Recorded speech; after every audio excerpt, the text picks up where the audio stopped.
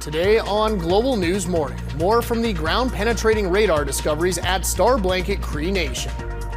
And the latest from the Saskatchewan Party on the status of the Saskatchewan First Act. You're watching Global Regina. This is Global News Morning. Good Friday morning. I'm Brenden Purdy. Thank you so much for joining us here this morning. The Star Blanket Cree Nation has completed a year-long ground-penetrating radar search at a former residential school where 2,000 anomalies were found.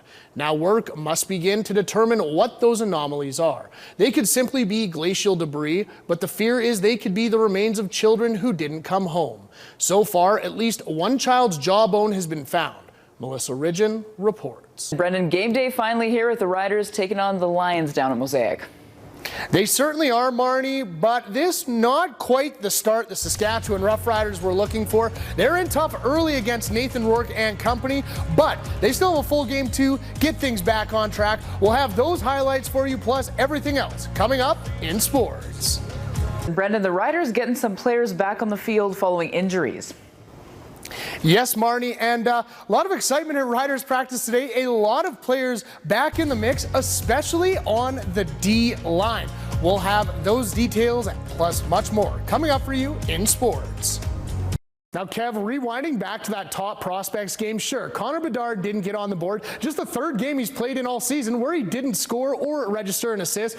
But how about the physicality in that game? Kalen Lind was a man possessed. He was running around like crazy. And heck, we even got a scrap when him and Alex Ferron shed the gloves. That's something we rarely see in a CHL top prospect game these days. I mean, the last one I can remember is when Paul Bissonnette and Dion Phaneuf met at center ice to shed the mitts. Did that happen? No way.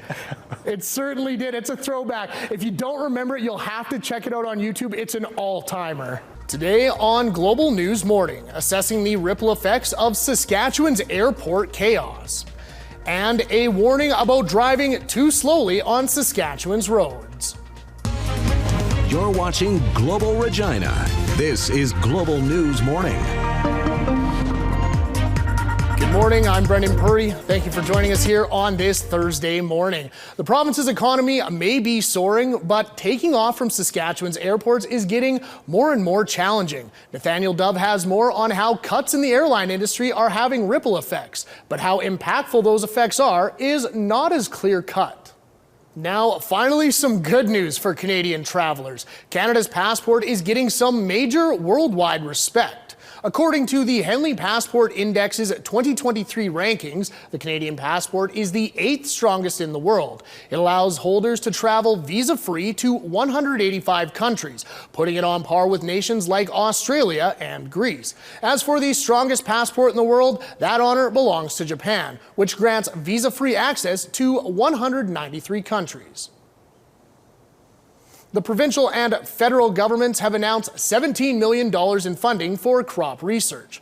Around $7 million will be used to operate the Crop Development Center for the next 5 years. The other $10 million will pay for 48 research projects, ranging from using plant-derived ethanol to reduce plastic waste to tackling root rot in lentils.